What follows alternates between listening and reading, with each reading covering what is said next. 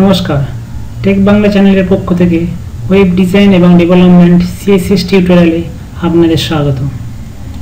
গত পর্বে আমরা দেখেছি কম্বিনেটর সিলেক্টরের যে চারটি অংশ, তার প্রথম এবং দ্বিতীয় অংশ সেটা হচ্ছে ডিসেন্ডেন্ট কম্বিনেটর এবং চাইল্ড কম্বিনেটর। আজকের পর্বে আমরা দেখব অ্যাডজাসেন্ট বা নেক্সট সিবলিং কম্বিনেটর আর সাবসিকুয়েন্ট সিবলিং কম্বিনেটর। শুরু করা যাক।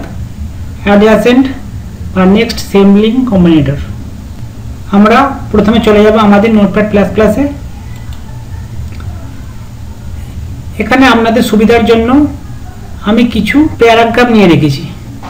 দেখুন, এখানে আমি একটা H2 দিয়ে একটা হেডিং দিয়েছি, অ্যাডজাসেন্ট সিবলিং সিলেক্টর বা নেক্সট সিবলিং সিলেক্টর, আপনারা যা খুশি বলতে পারেন।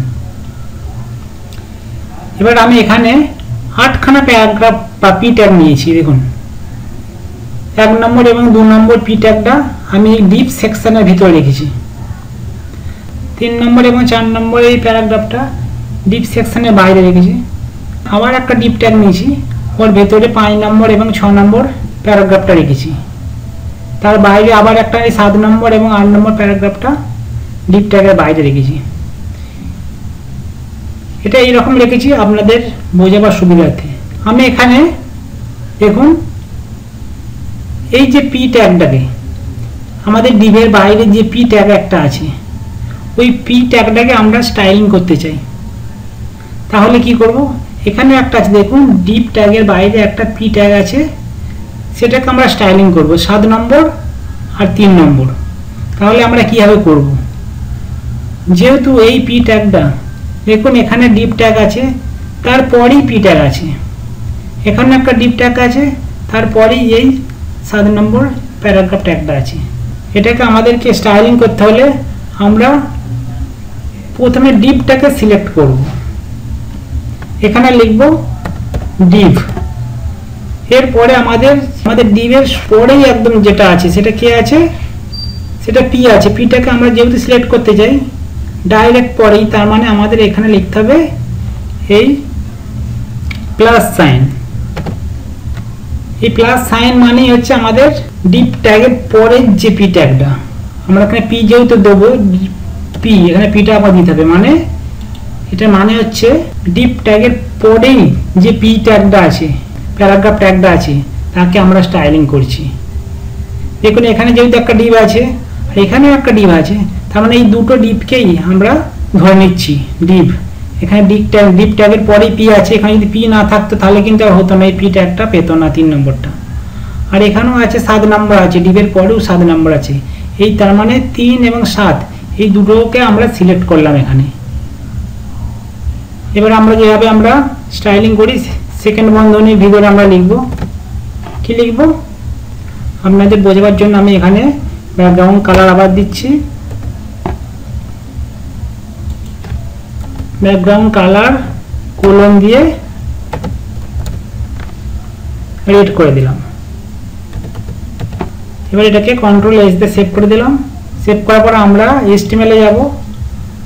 HTML এ গিয়ে এখানে ভিউতে ক্লিক করে view current file in Firefox যেটাকে ওপেন করব।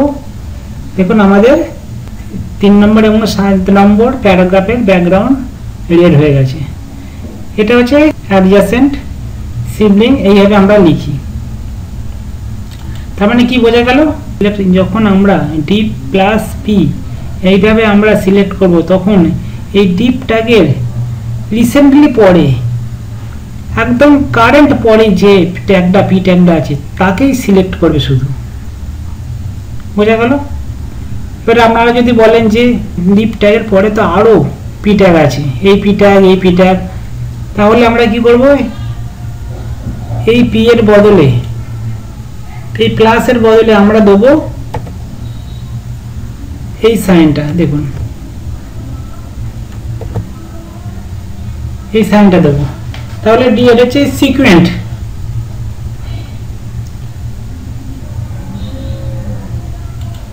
আমাদের সাবসিকুয়েন্ট সিবলিং কম্বিনেটর, এই যে সাইনটা এখানে আছে, এই সাইনটা আমরা ওখানে ব্যবহার করব। তাহলে ডিপ ট্যাগের পরে যে পি গুলো আছে, পরপর যে সিকোয়েন্স পি গুলো আছে তারা সবাই সিলেক্ট হয়ে যাবে। এটা করার পর যদি এটাকে আমি কন্ট্রোল এস দিয়ে সেভ করে দিই, সেভ করে আমি আবার কন্ট্রোল এস দিয়ে সেভ করে নিলাম। সেভ করে আমি এইচটিএমএল ফাইলে এসে আমি আমাদের ব্রাউজারটাকে ওপেন করলাম।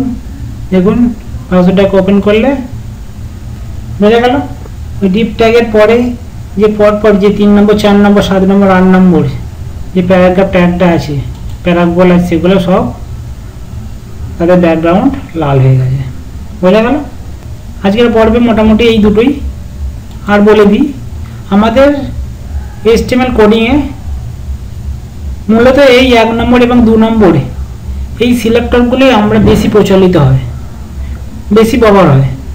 এই অ্যাডজাসেন্ট আর সাবসিকুয়েন্ট সিবলিং এটা খুব কম ব্যবহার হয়। ঠিক আছে, আজকে এখানে শেষ করলাম। নেক্সট ভিডিওর জন্য আপনাদের সকলের আমন্ত্রণ রইল। ধন্যবাদ।